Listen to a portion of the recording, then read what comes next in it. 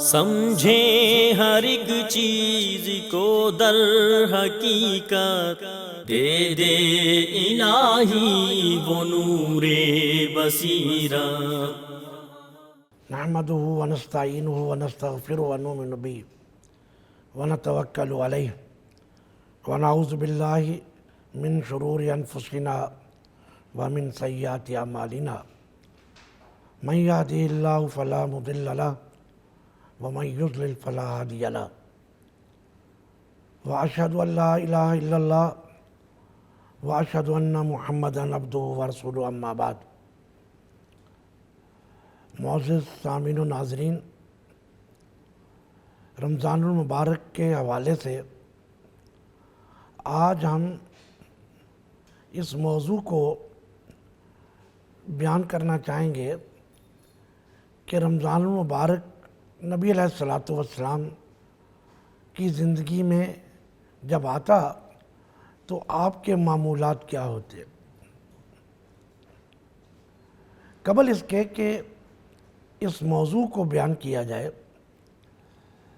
میں ایک چیز کی طرف آپ کی توجہ دلانا چاہتا ہوں، وہ یہ کہ اللہ تعالیٰ نے قرآن پاک میں ارشاد فرمایا، اِنَّا أَنزَلْنَاهُ فِي لَيْلَةِ الْقَدْرِ،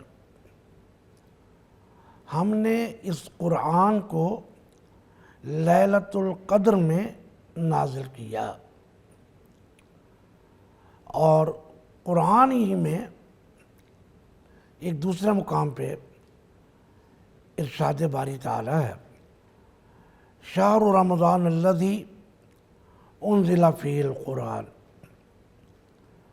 تو یہ ایک فضیلت دی گئی رمضان المبارک کو کہ وہ عظیم الشان کتاب قرآن حکیم وہ رمضان میں نازل ہوا۔ اگر ہم پوری کائنات کا جائزہ لیں، ہم دیکھتے ہیں کہ اللہ نے ہر چیز میں کسی نہ کسی چیز کو فضیلت دی ہے۔ مثال کے طور پہ مساجد ہیں، مساجد تو اللہ کا گھر ہے، جو بھی مسجد ہے وہ اللہ کا گھر ہے، لیکن بیت اللہ، مسجد اقصیٰ، مسجد نبوی، ان کو اللہ تعالیٰ نے فضیلت عطا کی ہے۔ اسی طرح اگر ہم پوری کائنات کو دیکھیں تو شہر بھی ساری زمین اللہ کی ہے،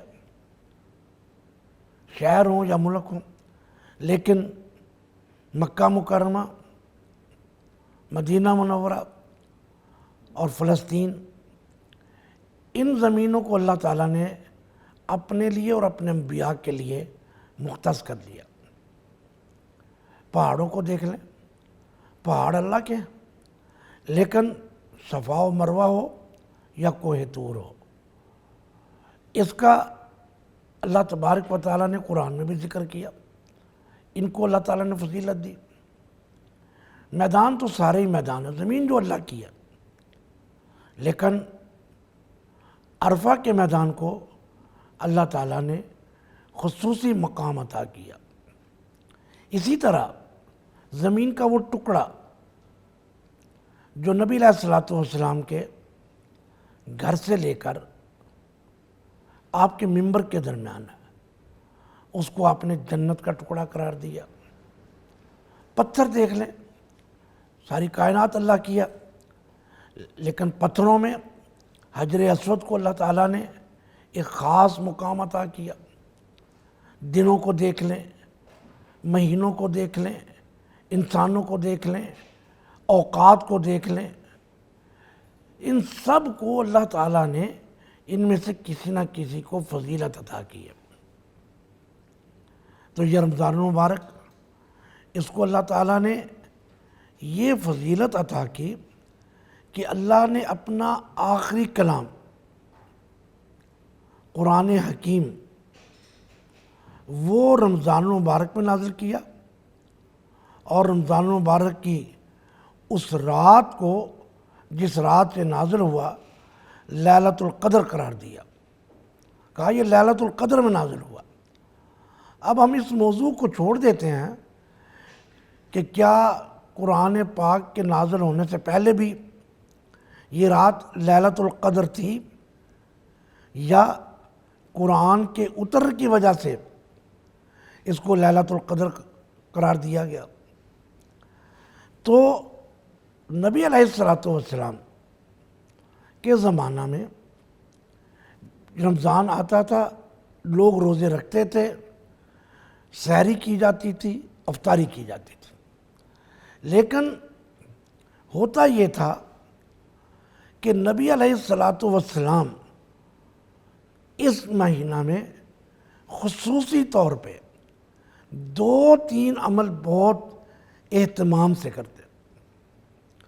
سب سے پہلا عمل تو یہ تھا کہ آپ کو جب پتہ چلا کہ اس مہینے میں لیلۃ القدر ہے، آپ نے اس رات کو تلاش کرنا شروع کیا۔ آپ نے پہلے عشرے کا تو اعتکاف کیا، لیلۃ القدر نہ ملی، تلاش اس کو کر رہے تھے۔ پھر آپ نے دوسرے عشرے کا اعتکاف کیا، آپ کو لیلۃ القدر نہ ملی۔ پھر آپ نے تیسرے عشرے کا اعتکاف کیا، اس عشرہ میں آپ کو لیلۃ القدر دکھلا دی گئی اور آپ کو مل گئی۔ پھر آپ نے صحابہ کو یہ فرمایا کہ لیلۃ القدر کو یہ رمضان المبارک کے آخری عشرہ میں تلاش کرو، کیونکہ انا انزلناہ فی لیلۃ القدر، لیلۃ القدر خیر من الف شہر، 1000 مہینے۔ تو اس لیے نبی علیہ الصلوۃ والسلام اس لیلۃ القدر کو اہتمام سے اس کا اہتمام کرتے، صحابہ کو فرماتے تلاش کرو۔ ہر سال یہ گھوم گھوم کے آتی ہے، کسی سال میں یہ 21ویں رات ہوتی ہے، کبھی یہ 23ویں رات ہوتی ہے۔ تو اگر پورا آخری عشرہ اعتکاف کر لیا جائے تو پھر امید ہے کہ ہم کو لیلۃ القدر کی سعادت حاصل ہو جائے گی، اور ہم اس رات جو عبادت کریں گے، جو نیک اعمال کریں گے، جو تلاوت کریں گے، جو صدقہ کریں گے، جو نوافل پڑھیں گے یا درود شریف پڑھیں گے، اگر ہم نے 10 روپے صدقہ کیے یا 1 سپارہ پڑھا، 1 سپارہ پڑھا، تو گویا یوں ہوا کہ آپ نے 1000 مہینہ میں ہر رات 1 سپارہ پڑھا، کیونکہ یہ 1000 راتوں سے بھی افضل ہے۔ آپ صلی اللہ علیہ وسلم کے معمولات کیا تھے؟ ایک حدیث میں آتا ہے نبی علیہ الصلوۃ والسلام کے بارے میں، کانا اجود الناس بالخیر، آپ سخاوت میں، نیکی میں اور خیر کے کاموں میں تمام لوگوں سے زیادہ آگے ہوتے تھے۔ اجود الناس، لوگوں میں سب سے زیادہ سخاوت کرنے والے اور نیکی میں سبقت لے جانے والے تھے۔ اور آگے کیا فرمایا کہ جب رمضان المبارک شروع ہوتا تو آپ اور زیادہ سخاوت کرتے، اور سب سے زیادہ سخاوت کرتے کیوں؟ کہ آپ کو اس مہینے میں جبریل کا ساتھ نصیب ہوتا تھا۔ جبریل امین تو پورا سال آتے رہتے تھے، لیکن رمضان المبارک میں جبرائیل امین اسپیشل آپ سے ملاقات کے لیے بھی آتے، اور قرآن پاک کا دور سمجھ لیں، یا آپ علیہ الصلوۃ والسلام جتنا قرآن پاک اس وقت تک نازل ہوا ہوتا تھا وہ آپ جبریل امین کو سناتے. سمجھیں ہر ایک چیز کو در حقیقت، دے دے الہی وہ نور بصیرت. سمجھیں ہر ایک چیز کو در حقیقت، دے دے الہی وہ نور بصیرت.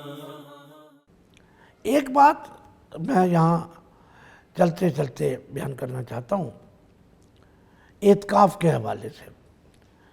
آپ لگتا یہ ہے احادیث کو پڑھ کر کہ نبی علیہ الصلاۃ والسلام پر شاید اعتکاف فرض کیا گیا تھا. اس کی وجہ یہ ہے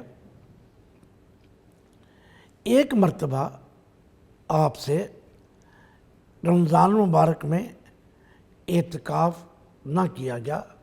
آپ جانتے ہیں کہ 2 جنگیں عہد نبوی میں رمضان المبارک میں لڑی گئی، جنگ بدر اور فتح مکہ.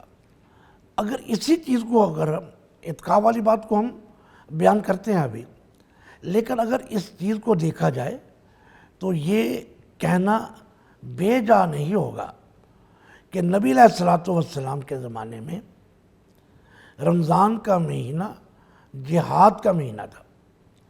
سب سے پہلی بڑی جنگ جنگ بدر روایات میں آتا ہے کہ رمضان مبارک کی 17 تاریخ کو لڑی گئی.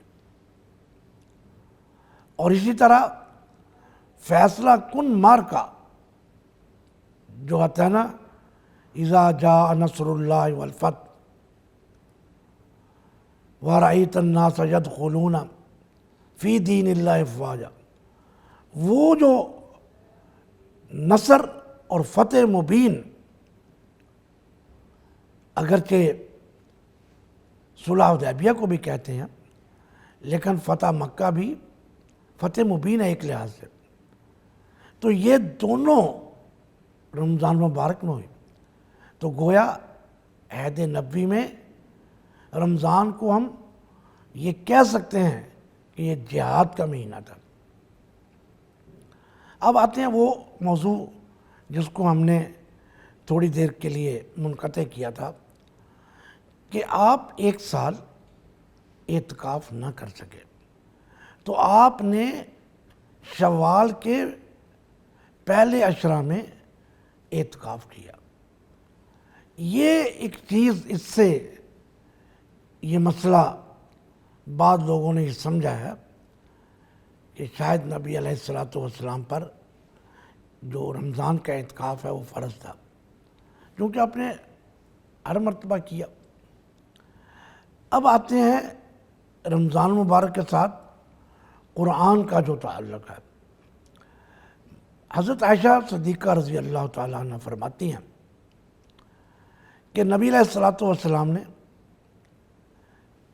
اپنے حجرہ میں قرآن پڑھنا شروع کر دیا. نفل پڑھ رہے تھے، قیام اللیل. تو جب لوگوں نے سنا کہ آپ علیہ الصلاۃ والسلام قیام کر رہے ہیں تو پردے کے پیچھے سے یا دیوار کے پیچھے انہوں نے بھی صفیں باندھ لی اور وہ بھی نبی علیہ الصلاۃ والسلام کے قیام میں شامل ہو گئے. قرآن سن رہے تھے، قرآن پڑھا جاتا ہے. لیکن کس قدر افسوس کی بات ہے کہ آج مجھے سامعین اس تلخ نوائی پہ میں پیشگی معذرت کرتا ہوں کہ جتنا ٹائم ہم رمضان میں اس موبائل کو دیتے ہیں، واٹس ایپ کو دیتے ہیں، اگر اس سے آدھا ٹائم ہم رمضان یہ قرآن کو دے دیں. یہ قرآن پاک جو ہے اس کا رمضان کے ساتھ، یہ رمضان ہے ہی قرآن کا مہینہ، اور ہماری حالت یہ ہے کہ ہم اس سے بے اتنائی کرتے ہیں، پڑھا ہی نہیں جاتا۔ اور میں اپنے ناظرین اور سامعین سے یہ گزارش کروں گا، درخواست کروں گا کہ وہ اپنے گھروں میں ایک اعلان کر دیں کہ جو بچے آپ کے پورا قرآن پڑھے ہوئے ہیں، اعلان کریں رغبت دلانے کے لیے، محبت پیدا کرنے کے لیے، شوق دلانے کے لیے کہ جو بچہ ایک قرآن پاک ختم کرے گا اس کو ہم اتنا انعام دیں گے، جو 2 کرے گا اس کو اتنا انعام دیں گے۔ اور پھر کوشش کریں کہ آپ نے جو قرآن پڑھنا ہے وہ اپنے بچوں کے سامنے پڑھیں۔ بچے یہ نہ سمجھیں ہمیں تو ابو نے قرآن پاک کے اوپر لگایا ہوا ہے اور خود قرآن نہیں پڑھ رہے۔ اور جو بچے چھوٹے ہیں انہوں نے جتنے سپارے پڑھے ہیں ان کو کہا جائے آپ یہ سپارے پڑھیں، آپ کو یہ انعام ملے گا۔ تو اس طریقے سے قرآن کے ساتھ تعلق بھی قائم ہوگا، محبت اور شوق بھی بڑھے گا۔ اب آتے ہیں اس قیام اللیل کی طرف جس کا تذکرہ میں کر رہا تھا۔ صحابہ کو قیام اللیل میں بڑا مزہ آیا۔ اگلی رات لوگ آئے اور آپ نے قیام کیا، لوگ بڑھ گئے۔ پھر تیسری رات بہت سے لوگ آ گئے، لیکن آپ علیہ الصلوۃ والسلام کی قرآن کی آواز نہیں آ رہی، آپ کے قیام اللیل کا کچھ پتہ نہیں چل رہا۔ بعض روایات میں آتا ہے صحابہ نے کھانسنا بھی شروع کیا۔ صبح ہوئی تو نبی علیہ الصلوۃ والسلام نے فرمایا جو تم رات کرتے رہے ہو نا مجھے پتہ ہے، میں جانتا تھا کہ تم بہت سے اکٹھے ہوئے ہو، لیکن میں تو اس وجہ سے نہیں نکلا اور قیام اللیل نہیں شروع کیا کہ اللہ تعالیٰ کو آپ کا ہمارا یہ عمل بہت پسند آیا۔ مجھے یہ شک پڑ گیا اور مجھے یہ محسوس ہوا کہ شاید اللہ تعالیٰ قیام اللیل کو ہم پر اور آپ پر فرض نہ قرار دے دے۔ اور آپ کو پتہ ہے کہ بعض اوقات ایک جذبہ ہوتا ہے، شوق ہوتا ہے، پھر وہ مان پڑ جاتا ہے، آہستہ آہستہ ختم بھی ہو جاتا ہے۔ تو آپ غور کریں کہ نبی علیہ الصلوۃ والسلام نے اس خدشہ سے کہ یہ فرض نہ ہو جائے اس وجہ سے نہیں کیا، لیکن اللہ کو کس قدر پسند ہے یہ نبی علیہ السلام نے بتا دیا۔ تو ایک عبادت جس کے بارے میں نبی علیہ الصلوۃ والسلام یہ بتا دیں یہ اللہ کو بڑی پسند آئی ہے، اور اب وہ خطرہ یا وہ چیز باقی نہیں رہی کہ اب یہ فرض نہیں ہو سکتی، لیکن پسندیدگی باقی ہے۔ فرضیت کا کوئی خطرہ نہیں ہے، پسندیدگی اللہ کی قیام اللیل میں باقی ہے۔ لیکن آپ غور کریں وہ روایت حضرت عبد الرحمن بن عبد القاری وہ فرماتے ہیں کہ میں ایک رات عمر بن خطاب رضی اللہ تعالیٰ عنہ کے ساتھ تھا، مجھے کہتے ہیں چلیں آؤ مسجد میں چلتے ہیں دیکھتے ہیں۔ مسجد میں گئے، لوگ قیام اللیل کر رہے ہیں، کوئی اکیلا پڑھ رہا ہے، کوئی 2 پڑھ رہے ہیں، کہیں 3 پڑھ رہے ہیں، جماعتیں ہو رہی ہیں، فردن فردن ہو رہی ہے۔ حضرت عمر نے فرمایا میرا خیال ہے کہ اگر ان سب نے پڑھنا ہی ہے تو ایک آدمی مقرر کر دیتے ہیں۔ چنانچہ انہوں نے ابی بن کعب رضی اللہ تعالیٰ عنہ، اور ایک روایت میں تمیم داری کا ذکر بھی آتا ہے، ان دونوں کو کہا کہ تم لوگوں کو قیام اللیل کروایا کرو۔ اب غور کریں، نبی علیہ الصلوۃ والسلام، پہلے آپ قرآن کی آیتیں دیکھ رہے ہیں، شہر رمضان الذی انزل فیہ القرآن انا انزلناہ فی لیلۃ القدر۔ جبریل امین آ رہے ہیں، قرآن سن رہے ہیں، نبی علیہ السلام قیام اللیل میں قرآن پڑھا رہے ہیں، مسجد نبی میں لوگ قیام اللیل کر رہے ہیں۔ یہ تھا نبی علیہ الصلوۃ والسلام کے زمانے میں رمضان۔ ابھی وہ ساری باتیں رہ گئی ہیں۔ کس طرح سحری ہوتی تھی، افطاری کس طرح ہوتی تھی، کس طرح نبی علیہ الصلوۃ والسلام لوگوں کو سحری کی ترغیب دے رہے ہیں، افطاری کی ترغیب دے رہے ہیں، خود بھی افطاری کرو، لوگوں کو بھی کرواؤ، آپ سحری میں بھی لوگوں کو دعوت دے رہے ہیں۔ یہ ایک ایسا نورانی اور بابرکت اور پر نور ماحول پیدا ہو جاتا تھا جو ہر آدمی کو نظر نہیں آتا۔ کاش وہ وقت ہمارے بچپن کا واپس لوٹ آئے۔ اب چونکہ پروگرام کا وقت ختم ہونے والا ہے، ورنہ وہ کہتے ہیں کہ مگر تیرے تخیل سے فزوں تر ہے وہ نظارہ، کہ کس طرح آج سے 60 سال پہلے کے رمضان یاد آتے ہیں کہ مسجدوں میں تلاوت ہو رہی ہے، گھروں میں تلاوت ہو رہی ہے، لیکن آج گھروں میں بھی ٹی وی چل رہے ہیں، ہاتھوں میں بھی ٹی وی چل رہے ہیں، اور رمضان جو ہے وہ بیچارہ کھڑا ہے، قرآن کھڑا ہے۔ اللہ تعالیٰ ہمیں رمضان کو اسی طرح گزارنے کی توفیق دے جو رمضان کا حق ہے، جو قرآن کا حق ہے۔ وآخر دعوانا الحمدللہ رب العالمین۔